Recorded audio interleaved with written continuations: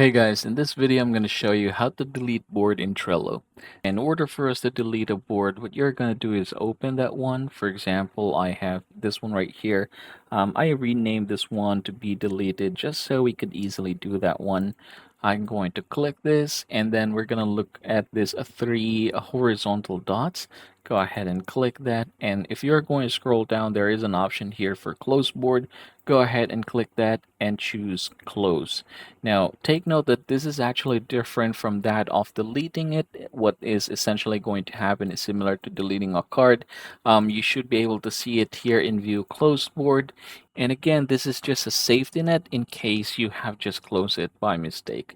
So yeah, here you have two options, reopen or delete. I'm going to choose delete and then click delete.